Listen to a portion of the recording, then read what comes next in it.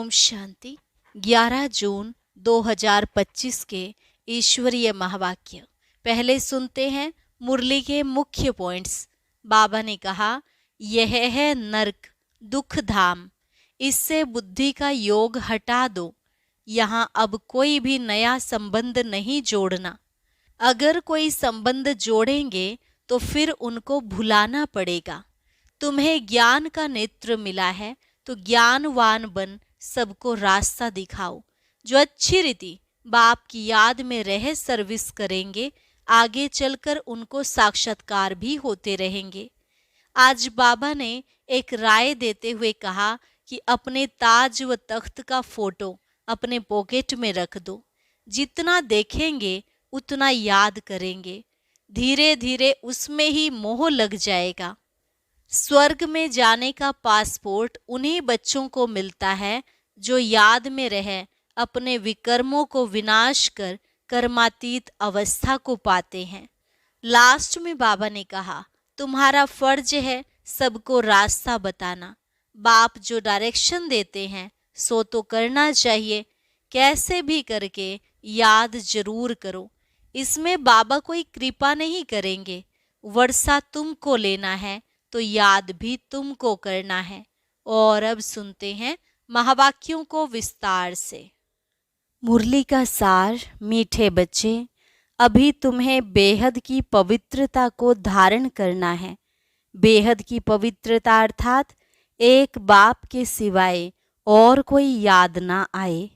प्रश्न, बाप से वर्षा लेने के पहले का पुरुषार्थ और उसके बाद की स्थिति में क्या अंतर होता है? उत्तर, जब तुम बाप से वर्षा लेते हो तो देह के सब संबंधों को छोड़ एक बाप को याद करने का पुरुषार्थ करते हो, और जब वर्षा मिल जाता है तो बाप को ही भूल जाते हो। अभी वर्षा लेना है, इसलिए कोई से भी नया संबंध नहीं जोड़ना है, नहीं तो भूलने में मुसीबत होगी। सब कुछ भूल एक बाप को याद करो तो वर्षा मिल जाएगा। गीत। यह वक्त जा रहा है, करना है जो भी कर ले, यह वक्त जा रहा है। ओम शांति। मीठे मीठे रूहानी बच्चों प्रति बाप समझाते हैं, ज्ञानी और अज्ञानी किस किस को कहा जाता है यह सिर्फ तुम ब्राह्मण ही जानते हो। ज्ञान है पढ़ाई, जिससे तुम जान गए हो कि हम आत्मा हैं, वह परमपिता परमात्मा है। तुम जब वहाँ से मधुबन आते हो तो पहले जरूर अपने को आत्मा समझते हो। हम जाते हैं अपने बाप के पास। बाबा शिव बाबा को कहते हैं। शिव बाबा है प्रजापिता ब्रह्मा के तन में, वह भी बाबा हो गया। तुम घर से निकलते हो तो समझते हो हम बाप दादा के पास जाते हैं। तुम चिट्ठी में भी लिखते हो बाप दादा, शिव बाबा, ब्रह्मा दादा। हम बाबा के पास जाते हैं। बाबा कल्प कल्प हमसे मिलते हैं। बाबा हमको बेहद का वर्षा देते हैं, बेहद पवित्र बनाए। पवित्रता में हद और बेहद है। तुम पुरुषार्थ करते हो बेहद पवित्र सतो प्रधान बनने के लिए। नंबरवार तो होते ही हैं। बेहद पवित्र अर्थात सिवाय एक बेहद के बाप के और कोई की याद ना आए। वह बाबा बहुत मीठा है, ऊंचते ऊंच भगवान है और बेहद का बाप है, सभी का बाप है। तुम बच्चों ने ही पहचाना है, बेहद का बाप सदैव भारत में ही आते हैं। आकर बेहद का सन्यास कराते हैं। सन्यास भी मुख्य है ना, जिसको वैराग्य कहा जाता है। बाप सारी पुरानी छीछी दुनिया से वैराग्य दिलाते हैं। बच्चे, इनसे बुद्धि का योग हटा दो। इनका नाम ही है नरक, दुख धाम। खुद भी कहते रहते हैं। कोई मरते हैं तो कहते हैं स्वर्गवासी हुआ, तो नरक में था ना। अभी तुम समझते हो यह जो कहते हैं वह भी रॉन्ग है। बाप राइट बात बताते हैं। स्वर्गवासी बनने के लिए अभी ही पुरुषार्थ करना होता है। स्वर्गवासी बनने लिए भी सिवाय बाप के और कोई पुरुषार्थ करा न सके। तुम अभी पुरुषार्थ कर रहे हो 21 जन्मों के लिए स्वर्गवासी बनाने वाला है बाप। उनको कहा ही जाता है हेवनली गॉड फादर। खुद आकर कहते हैं बच्चों, हम पहले तुमको शांति धाम ले जाऊंगा। मालिक है ना, शांति धाम जाकर फिर आएंगे सुख धाम में पार्ट बजाने। हम शांति धाम जाएंगे तो सब धर्म वाले शांति धाम जाएंगे। बुद्धि में यह सारा ड्रामा का चक्र रखना है। हम सब जाएंगे शांति धाम, फिर हम ही पहले आकर बाप से वर्षा पाते हैं। जिससे वर्षा पाना होता है उनको याद जरूर करना है। बच्चे जानते हैं वर्षा मिल जाएगा तो फिर बाप की याद भूल जाएगी। वर्षा बहुत सहज रीति मिलता है। बाप सम्मुख कहते हैं, मीठे बच्चों, तुम्हारे जो भी देह के संबंध हैं सब भूल जाओ। अभी कोई भी नया संबंध नहीं जोड़ना है। अगर कोई भी संबंध जोड़ेंगे तो फिर उनको भूलना पड़ेगा। समझो बच्चा व बच्ची पैदा हुए तो वह भी मुसीबत हुई, एक्स्ट्रा याद बढ़ी ना। बाप कहते हैं सबको भूल, एक को ही याद करना है। वही हमारा मात पिता टीचर गुरु आदि सब कुछ है। एक बाप के बच्चे हम भाई बहन हैं। चाचा मामा आदि का कोई संबंध नहीं।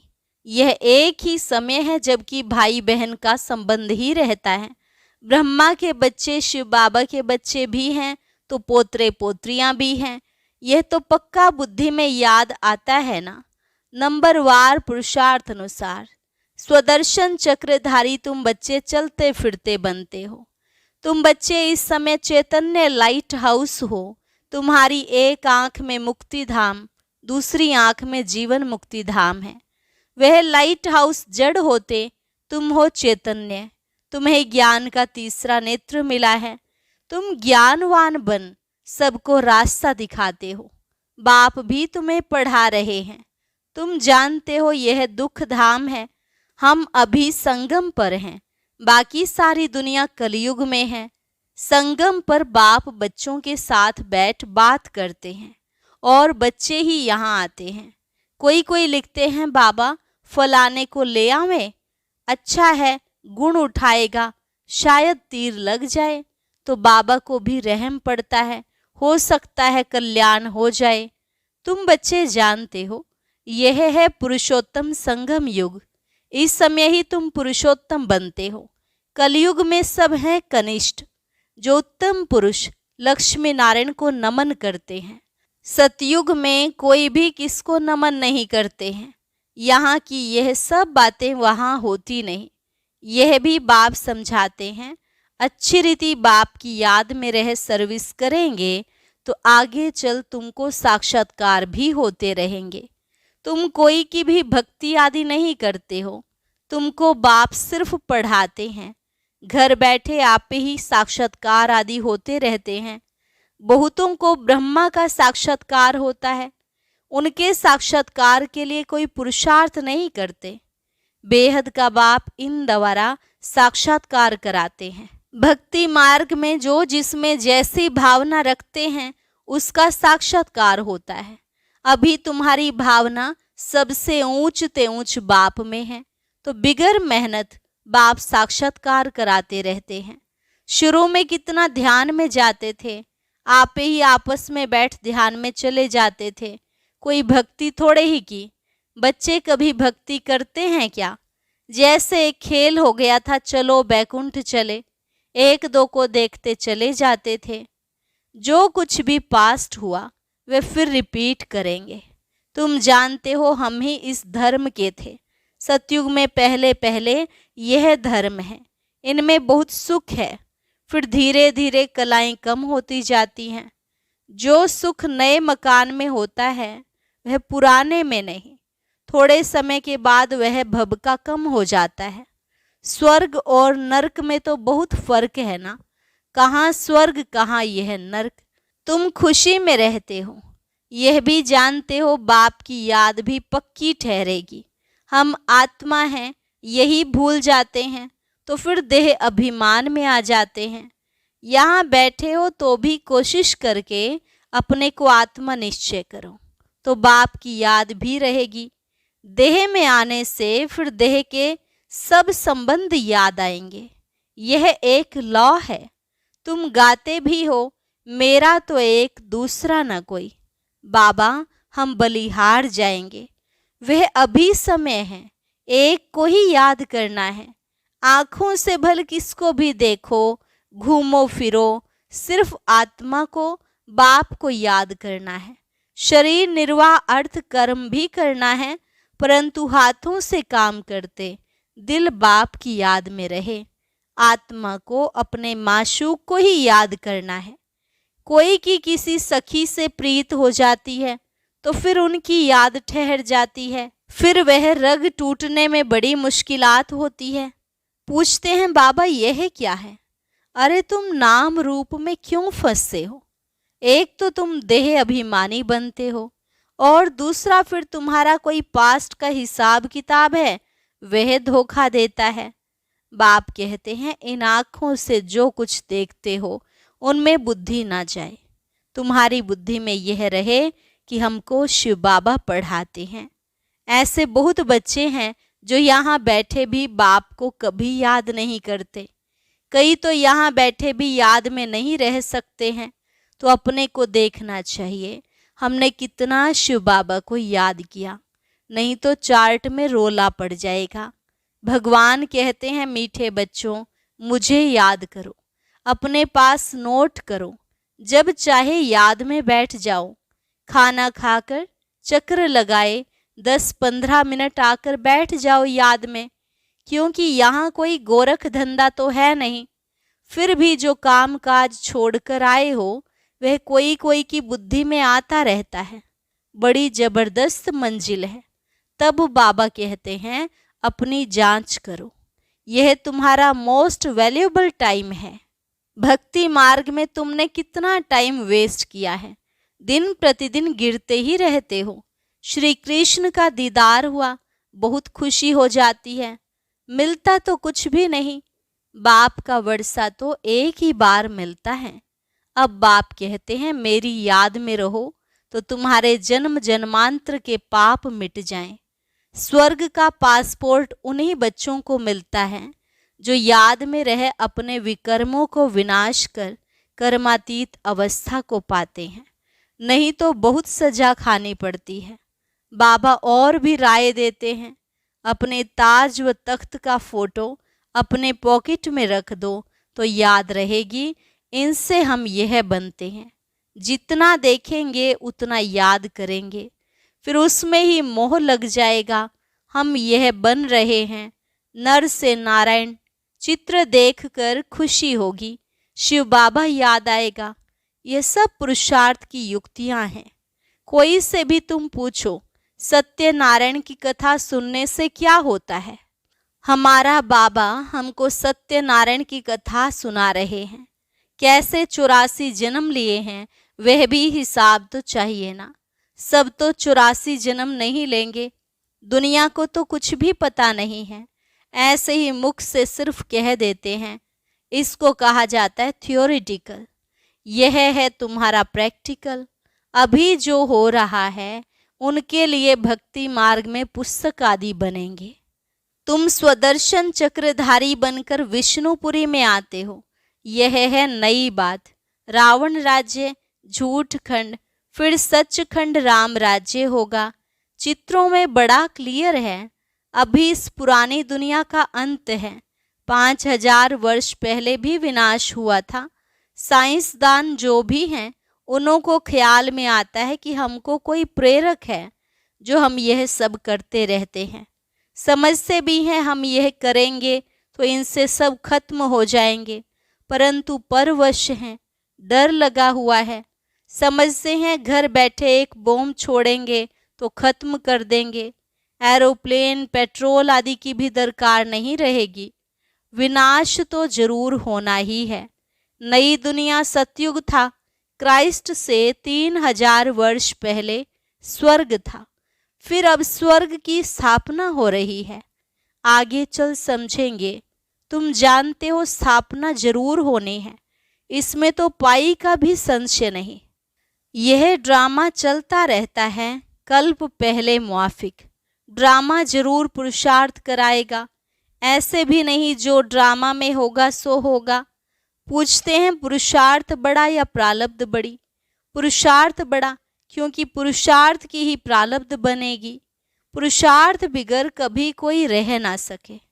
तुम पुरुषार्थ कर रहे हो ना? कहाँ कहाँ से बच्चे आते हैं, पुरुषार्थ करते हैं, कहते हैं बाबा हम भूल जाते हैं। अरे शिव बाबा तुमको कहते हैं मुझे याद करो। किसको कहा? मुझ आत्मा को कहा। बाप आत्माओं से ही बात करते हैं। शिव बाबा ही पतित पावन है, यह आत्मा भी उनसे सुनती है। तुम बच्चों को यह पक्का निश्चय चाहिए कि बेहद का बाप हमको विश्व का मालिक बनाते हैं। वह है ऊंच ते ऊंच, प्यारे ते प्यारा बाप। भक्ति मार्ग में उनको ही याद करते हैं, गाते भी हैं तुम्हारी गति मति न्यारी, तो जरूर मत दी थी ना। अब तुम्हारी बुद्धि में है, इतने सब मनुष्य मात्र वापस घर जाएंगे। विचार करो कितनी आत्माएं हैं, सबका सिजरा है। सब आत्माएं फिर नंबरवार जाकर बैठेंगी। क्लास ट्रांसफर होता है तो नंबरवार बैठती है ना, तुम भी नंबरवार जाते हो। छोटी बिंदी आत्मा नंबरवार जाकर बैठेगी, फिर नंबरवार आएगी पार्ट में। यह है रुद्रमाला। बाप कहते हैं इतनी करोड़ आत्माओं की मेरी माला है, ऊपर में मैं फूल हूँ। फिर पार्ट बजाने के लिए सब यहाँ ही आए हैं। यह ड्रामा बना हुआ है। कहा भी जाता है बना बनाया ड्रामा। कैसे यह ड्रामा चलता है सो तुम जानते हो। सबको यही बताओ कि अपने को आत्मा समझ बाप को याद करो, तो तुम्हारे विकर्म विनाश होंगे, फिर तुम चले जाएंगे। यह मेहनत है, सबको रास्ता बताना है, तुम्हारा फर्ज है। तुम कोई देहधारी में नहीं फंसाते हो। बाप तो कहते हैं मुझे याद करो तो पाप भस्म हो जाएंगे। बाप डायरेक्शन देते हैं, सो तो करना पड़ेगा। पूछने की क्या बात, कैसे भी करके याद जरूर करो। इसमें बाबा क्या कृपा करेंगे? याद तुमको करना है, वर्षा तुमको लेना है। बाप स्वर्ग का रचयिता है, तो जरूर स्वर्ग का वर्षा मिलेगा। अभी तुम जानते हो यह झाड़ पुराना हो गया है, इसलिए इस पुरानी दुनिया से वैराग्य है। इनको कहा जाता है बेहद का वैराग्य। वह हठ योगियों का है हद का वैराग्य। वह बेहद का वैराग्य सिखला न सके। बेहद के वैराग्य वाले फिर हद का कैसे सिखलाएंगे? अब बाप कहते हैं सिकिलधे बच्चे, तुम भी कहते हो कितना सिकिलधा बाप है।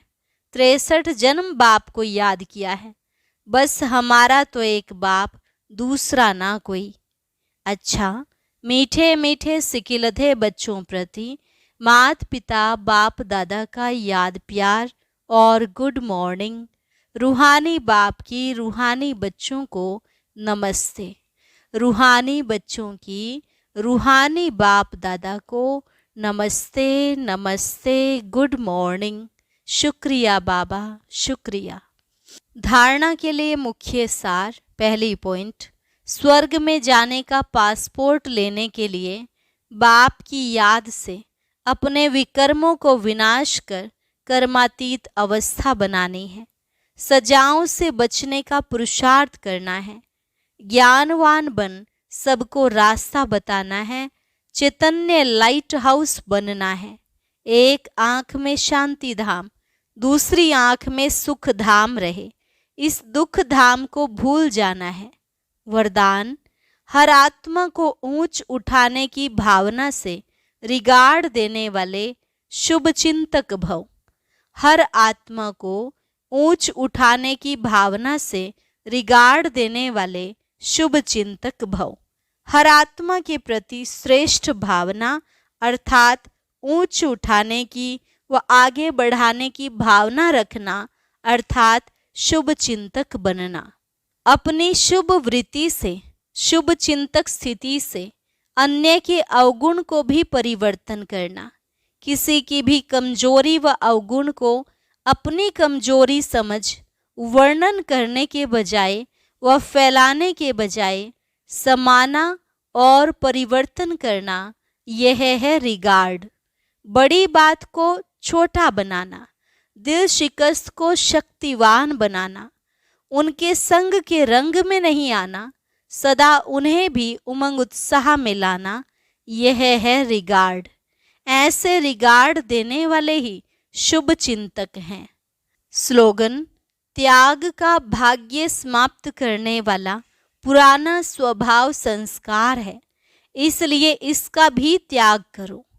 त्याग का भाग्य समाप्त करने वाला पुराना स्वभाव संस्कार है, इसलिए इसका भी त्याग करो। अच्छा, ओम शांति।